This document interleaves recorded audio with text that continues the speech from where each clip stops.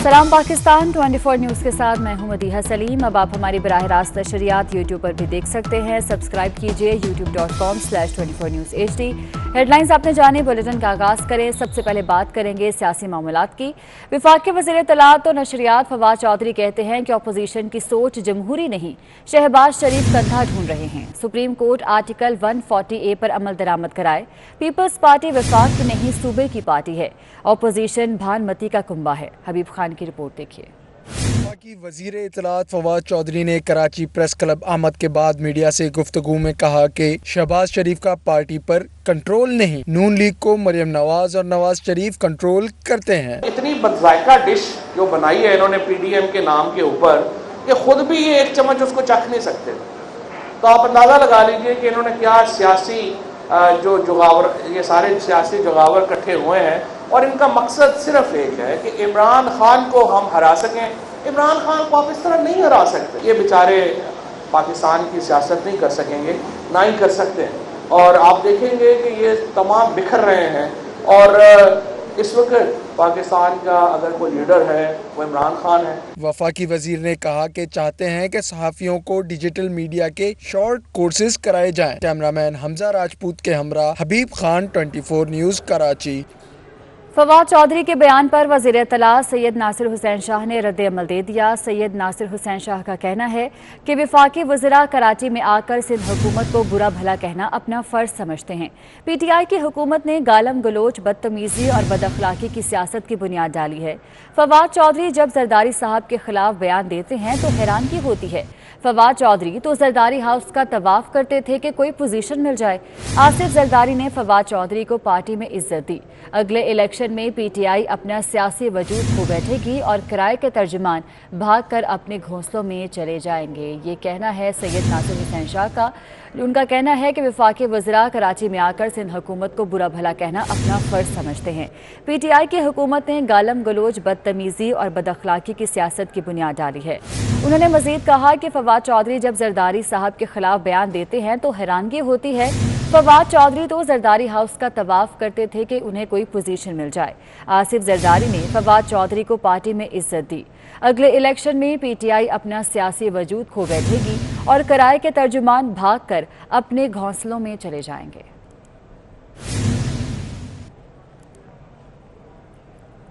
Governor Sindh सहाफ़ियों के तहफ़्फ़ुज़ के कानून में रुकावट बन गए। मीडिया वर्कर्स के तहफ़्फ़ुज़ से मुतल्लिक बिल पर इमरान इस्माइल ने एतराज़ उठा दिया। गवर्नर ने journalist protection bill Sindh assembly को वापस भेज दिया। सिंध असम्बली ने सहाफ़ियों के तहफ़्फ़ुज़ का कानूनी बिल मंजूरी के बाद तौसीक के लिए गवर्नर को इरसाल किया था।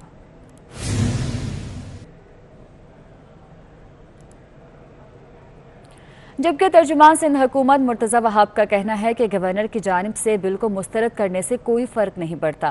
18वीं आइनी तरामीम के बाद ये बिल दोबारा असम्बली में पेश होगा। पास होने के बाद कानून का हिस्सा बन जाएगा। बड़ी मेहनत के बाद पाकिस्तान भर के सहाफ़ियों ने जिद्दोजहद की थी मीडिया प्रोटेक्शन बिल के हवाले से। सिंध वो पहला सूबा बना जिसने उस बिल को अप्रूव किया और आप सहाफ़ियों को स्टैंडिंग कमेटी में साथ बिठा के उस बिल को अप्रूव कराया गया। जब वो बिल सिंध असेंबली से पास होने के बाद गवर्नर साहब के पास गया तो गवर्नर साहब ने उस बिल को रद्द कर दिया है और रद्द करने के बाद वापस असेंबली को भेज दिया। ये वो लोग जो अपने आप को इज़हार राय के अलमबरदार हुकूमत में आने से पहले कहते थे। मुर्तज़ा वहाब का कहना है कि वज़ीर आला सिंध सूबे के आनी हकूक़ के लिए खड़े हैं। वफाक चाहता है कि मुराद अली शाह, उस्मान बुज़दार और महमूद खान की तरह खामोश रहे। सिंध का पैसा हमारा आइनी हक है, ये पैसा किसी के बाप का नहीं। कम अक्लों को इल्म नहीं कि फंड्स का हर साल ऑडिट होता है। ऑडिटर जनरल पीपल्स पार्टी या सूबाई हुकूमत के मातहत नहीं। सिंध का वज़ीर आला सिंध की तर्जुमानी करेगा ना, वो सिंध के हुकूक की जंग लड़ेगा ना, तो वो कौन सी गलत बात कर रहे हैं। इनको उस्मान बोलदार पसंद है जो कि खामोश रहता है, महमूद खान साहब पसंद है जो कि खामोश रहते हैं। कोई एहसान करते हो भाई तुम पैसा देके सिंध को, या कोई एहसान कर रहे हैं आप सूबाई सिंध को पैसा देके? आपके वालिद साहब के पैसे हैं ये, फिर कहते हैं कि हम पैसों का ऑडिट करेंगे। इन कम अकलों को ये नहीं पता कि ऑडिट करना वफाक की जिम्मेदारी है और हर सूबे के फंड्स को auditor general of Pakistan audit करता है। Auditor general of Pakistan Sindh हुकूमत के मातहत काम नहीं करता, पीपल्स पार्टी के मातहत काम नहीं करता। मौलाना फजलुर रहमान का कहना है कि नाअहल लोगों को बिठाकर पार्लियामेंट की बेतौकीरी की गई। हुल्लड़बाजी का सिलसिला अब बलूचिस्तान पहुंच गया है। मुल्क को आइन की पटड़ी पर वापस लाने की जद्दोजहद करेंगे। मौलाना फजलुर रहमान ने हुकूमत से मुज़ाकरात के ऑप्शन को भी बेसूद करार दे दिया। झूठ का एक परंदा था और उस पर पर्दा डालने के लिए उन्होंने इस हुल्लड़बाजी का सहारा लिया और शायद मजीद भी पार्लियामेंट नहीं चलेगी, इसलिए कि वहाँ पर एक तलखी का ऐसा माहौल पैदा कर दिया गया है कि जो शायद भागम दौड़ी में ही अब इस बजट को पास कर दिया जाए। फिर ये सिलसिला यहाँ पर नहीं रुका है, ये अब बलूचिस्तान तक गया है। साबिक वज़ीर ख़ज़ाना और मुस्लिम लीग नून का रहनुमा मिफ्ता इस्माइल की बजट और हुकूमती पॉलिसीज़ पर शदीद तनकीद। मिफ्ता इस्माइल कहते हैं कि हुकूमत FBR को नैब बना रही है। गिरफ्तारियों से रेवेन्यू नहीं, हिरासानी बढ़ेगी। कारोबारी तबका पहले ही बिजली और गैस के निर्ख के नीचे दबा हुआ है। असिस्टेंट कमिश्नर्स को ये ताकत दे दी है कि वो किसी भी कारोबारी शख्स को अरेस्ट कर सकता है शुबे पे कि उसने कंसील करी है इनकम। कोई केस नहीं होगा, कोई नोटिस नहीं दिया जाएगा, शो कॉज नहीं दिया जाएगा, उससे एक्सप्लेनेशन नहीं पूछी जाएगी, डायरेक्ट उसको बंद कर दिया जाएगा। तो FBR को आप नैब बनाने लगे हैं, ये चीज़ एकदम गलत है, ये चीज़ बिल्कुल नहीं होनी चाहिए। और पाकिस्तान की federation of Pakistan chamber of commerce भी इसकी मजम्मत कर चुकी है। दीगर बिजनेस कम्युनिटी के जो ऑर्गेनाइजेशंस हैं, इदारे हैं, वो इसकी मजम्मत कर चुके हैं और मुस्लिम लीग नून इसकी पुरजोर मजम्मत करती है कि पावर ऑफ अरेस्ट एक 16-17 ग्रेड के अफसर को नहीं देना चाहिए। इससे हरासा होंगे बिजनेसमैन और इससे उनका कॉन्फिडेंस कम होगा। और आपको बताएं कि PTI हुकूमत ने नए इलेक्शन की तैयारियां शुरू कर दी। हुकूमती अरकान पार्लियामेंट को सियासी बुनियादों पर गैस स्कीमें देने की तैयारियां मुकम्मल कर ली गई। वज़ीर आज़म ने इस हवाले से मंजूरी दे दी है। PTI हुकूमत ने नए इलेक्शन की तैयारियां शुरू कर दी हैं। हुकूमती अरकान पार्लियामेंट को सियासी बुनियादों पर गैस स्कीमें देने की तैयारियां मुकम्मल कर ली गई हैं। वज़ीर आज़म ने इस हवाले से मंजूरी भी दे दी है। हुकूमती अरकान पार्लियामेंट को गैस स्कीमें देने की मुल्क में गैस की किल्लत के बावजूद 13 लाख से ज़ायद नए गैस कनेक्शन का प्लान तैयार कर लिया गया है और आइंदा साल पंजाब और KP में सबसे ज़्यादा 12 लाख नए घरेलू गैस कनेक्शन देने का प्लान किया गया है। PTI हुकूमत की जानिब से इलेक्शन की तैयारियां की जा चुकी हैं और इस हवाले से वज़ीर आज़म ने मंजूरी भी दे दी है। हुकूमती अरकान पार्लियामेंट को सियासी बुनियादों पर गैस स्कीमें देने की तैयारियां मुकम्मल की जा चुकी हैं और इसकी मंजूरी वज़ीर आज़म की जानिब से दी गई है। मुल्क में गैस की किल्लत के बावजूद 13 लाख से ज़ायद नए गैस कनेक्शन का प्लान है जो कि तैयार किया गया है और आइंदा साल पंजाब और KP में सबसे ज़्यादा 12 लाख नए घरेलू गैस कनेक्शन देने का प्लान तैयार किया गया है। इस हवाले से वज़ीर आज़म की जानिब से मंजूरी भी दे दी गई है। आपको अपडेट करें कि आइंदा माली साल 500 नए कमर्शियल गैस सार्फिन को शामिल करने का प्लान भी है इस तैयारी में और आइंदा माली साल के लिए 190 नए सनती सार्फिन का हदफ भी मुकर्रर किया गया है। PTI हुकूमत ने नए इलेक्शन की तैयारियां शुरू कर दी हैं। ज़राए की जानिब से ऐसा बताया जा रहा है कि हुकूमती अरकान पार्लियामेंट को सियासी बुनियादों पर गैस स्कीमें देने की तैयारियां की गई हैं और गैस की किल्लत के बावजूद 13 लाख से ज़ायद नए गैस कनेक्शंस का प्लान है जो कि तैयार किया गया है। आइंदा साल पंजाब और KP में 12 लाख घरेलू कनेक्शन दिए जाएंगे। ज़राए की जानिब से ऐसा बताया जा रहा है।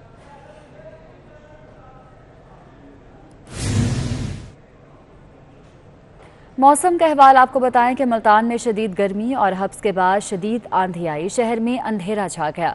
हर तरफ गर्दो गुबार से शहरियों को मुश्किलात का सामना करना पड़ रहा है। मुल्तान के सूरत हाल के हवाले से आपको बता रहे हैं जहां पर शदीद गर्मी और हब्स के बाद शदीद आंधी आई है और शहर अंधेरे में डूब गया है। तफसीलात जानेंगे, मकसूद अमजद मलिक हमारे साथ मौजूद हैं। मकसूद अमजद, बताइएगा मौसम का मज़ीद अहवाल।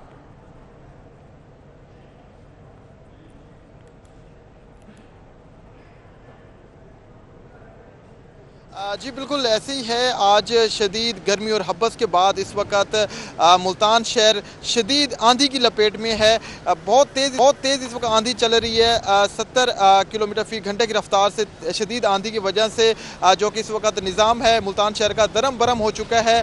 मुतअद्दिद फीडर्स ट्रिप कर चुके हैं। बहुत सारे इलाकों में इस वक्त लाइन नहीं है। शदीद आंधी इस वक्त है। मुझे भी यहाँ बीपर देते हुए बहुत परेशानी हो रही है। यकीनन जो रास्ते में इस वक्त जो गाड़ी चला रहे हैं, जो मोटरसाइकिल सवार हैं, गाड़ियों के ऊपर लोग हैं, उनको भी बहुत ज़्यादा परेशानी है। उन्होंने इस वक्त लाइट्स अपनी ऑन कर ली हैं। ट्रैफिक वार्डन्स ने बाकायदा तौर पे हदायत जारी की हैं कि अपने घरों में रहें और बाहर ना निकलें ताकि किसी किस्म का परेशानी का सामना ना करना पड़े। मुतअद्दिद जगहों पर इस वक्त छतें जो हैं उड़ने की इतलात भी आ रही हैं। जो शदीद इस वक्त आंधी है वो जारी है। महकमा मौसमियात ने नवीद सुनाई है कि आज रात को मुल्तान शहर और गिरदनवा में मुख्तलिफ मकामात पे हल्की बारिश आ सकती है। ताहम इस वक्त बारिश नहीं है, बादल तो मौजूद हैं। शदीद आंधी की वजह से जो लोगों को बहुत ज़्यादा परेशानी का सामना करना पड़ रहा है। मुल्तान शहर में इस वक्त अभी शाम होने में, रात होने में काफ़ी टाइम पड़ा है। इस वक्त भी अंधेरा छाया हुआ है पूरे मुल्तान शहर के अंदर और गिरदनवा के अंदर। जो लोग हैं उनको परेशानी का सामना करना पड़ रहा है और महकमा मौसमियात ने लोगों को अपने घरों में रहने का कहा है कि घरों में रहें, बाहर गैर ज़रूरी सफ़र ना करें शदीद आंधी की वजह से, ताकि कोई मसला पेश ना आ सके। ठीक है, बहुत शुक्रिया आपका। जंग शहर और गिरदोनवाह में तेज़ बारिश और ठंडी हवाओं ने गर्मी की जान निकाली। इसी पर बात करते हैं। अवैस खान हमारे साथ मौजूद हैं। अवैस खान, बताइएगा क्या बताना है महकमा मौसमियात का? जंग शहर और इसके गिरदोनवाह के इलाकों में तेज़ हवाओं और बारिशों के बायस जो है दिन के औकात में भी अंधेरा छा चुका है। खासी हद तक तेज़ हवाएं जो रिकॉर्ड की गई हैं। महकमा मौसमियात के मुताबिक हवाओं की रफ्तार 16 किलोमीटर फी घंटा तक रिकॉर्ड की गई है। बारिशों के सिलसिले के बाद जो है दर्जात के अंदर तो बड़ी हद तक कमी आई है। ताहम जो है वो बड़ी बाद मकामात के ऊपर जो है साइन बोर्ड्स और दरख्तों के गिरने के वाक़यात भी पेश आए हैं। ताहम ताहाल जो है कोई भी बड़ा माली और जानी नुकसान जो है वो सामने नहीं आया। महकमा मौसमियात की जानिब से शहरियों को जो है खबरदार किया गया है कि बारिशों की अचानक बारिशों का सिलसिला जो है 3 से 4 घंटे तक मुतवातिर जारी रहने की भी तवक्को की जा रही है। ज़िला इंतज़ामिया की जानिब से तमाम तर इंतज़ामिया को फौरी तौर पर मुतहर्रिक करने के अहकाम जारी किए गए हैं। खासतौर पर नशेबी इलाके जिनमें पानी जो है जमा होना शुरू हो गया, वहाँ पर पानी की निकासी के अहकाम जो है डिप्टी कमिश्नर फयाज मोहल की जानिब से जारी किए गए हैं। बहुत शुक्रिया आपका। मदरसे में तालिब इल्म से ज्यादती का केस, मुफ्ती अजीजुल रहमान को 2 बेटों समेत गिरफ्तार कर लिया गया। मुफ्ती अजीजुल रहमान की गिरफ्तारी मियांवारी से अमल में लाई गई। एक बेटे को लाहौर के मदरसे जबकि एक को लकी मरवत से गिरफ्तार किया गया है। आगे बढ़े और आपको बताएं कि सुप्रीम कोर्ट में 51,138 ज़ेर-ए-इल्तिवा मुकदमात का बोझ होने के बावजूद जजेस की कमी है। अदालत उज़्मा के 17 में से 2 जजेस की नशिस्तें पहले ही खाली हैं।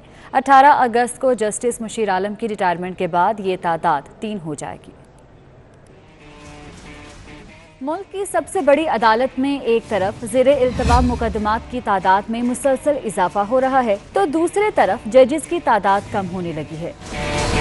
गुज़िश्ता बरस 4 नवंबर को जस्टिस फैसल अरब रिटायर हुए, लेकिन 7 माह गुजर जाने के बावजूद उनकी जगह नए जज की तैनाती नहीं हो सकी। जबकि रवां बरस 30 अप्रैल को रिटायर होने वाले जस्टिस मंजूर ए मलिक की जगह भी ताहाल खाली है। 18 अगस्त को जस्टिस मुशीर आलम की रिटायरमेंट के बाद सुप्रीम कोर्ट में खाली आसामियों की तादाद 3 हो जाएगी।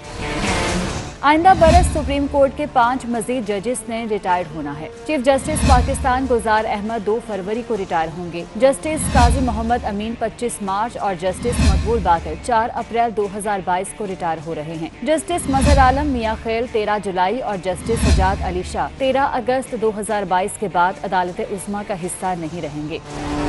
सुप्रीम कोर्ट में इस वक्त 51,138 मुकदमात ज़ेर-ए-इल्तिवा हैं। मुकदमात की बढ़ती तादाद और नए जजेस की तैनातियां न होने से साल से इंसाफ के मुंतज़िर साइलीन परेशानी का शिकार हैं। और कराची में तजावुज़ात के खिलाफ ऑपरेशन के मुतासरीन और बिल्डोजर्स भी मैदान में आ गए। बिल्डोजर्स एसोसिएशन ने नस्ला टावर गिराने पर शहर में तामीराती सनत बंद करने की धमकी दे दी है। हबीब खान की रिपोर्ट देखिए। बिल्डर्स और तजावुजात ऑपरेशन के मुतासिरीन ने सुप्रीम कोर्ट से फैसले पर नजरसानी की अपील कर दी। साबिक चेयरमैन आबाद मोहसिन शेखानी ने शहर में अब भी गैर कानूनी तामीरात होने का इंकशाफ कर दिया। कहते हैं नस्ला टावर कानूनी तकाजे पूरे करने के बाद तामीर किया गया, जायज इमारतों को गिराया गया तो शहर में काम बंद कर देंगे। कंडीशन आप कर देते हो इसलिए कि बिल्डर जब होता है तो उसके पीछे 50 इन्वेस्टर्स होते हैं। अगर वो बिल्डिंग टूट गई और आप पैसे लेने आओगे वो नहीं दे सकेगा। वो कहां से देगा वो पैसे? कोई भी इंडस्ट्री बनने के बाद, चीजें कंप्लीट होने के बाद आप अगर इदारों को नहीं पूछेंगे तो ये काम नहीं होगा। कराची में जारी तजावुजात के खिलाफ ऑपरेशन के मुतासरीन और बिल्डर्स एसोसिएशन ने प्रेस कॉन्फ्रेंस करते हुए कहा कि शहर की बेहतरी के लिए होने वाले फैसले अवामी होने चाहिए। इदारों और इंतजामिया की गफलत की सजा शहरियों को नहीं मिलनी चाहिए। खुदा का वास्ता इस बिल्डिंग को ना तोड़े, ये चीफ साहब से इल्तिजा है और इसका कोई पैरामीटर बने के और रेगुलराइज अगर हो सकती है तो उसको कर दें, क्योंकि ये अगर जिस कीमत में उस वक्त किसी ने लिया था आज 4 गुना हो गया। कराची में तजावुजात के खिलाफ ऑपरेशन के मुतासिरीन ने प्रेस क्लब के बाहर एहतजाज भी किया और मुतालबा किया कि अवाम का माशी कत्ल बंद किया जाए। कैमरामैन हमजा राजपूत के साथ हबीब खान, 24 न्यूज़, कराची।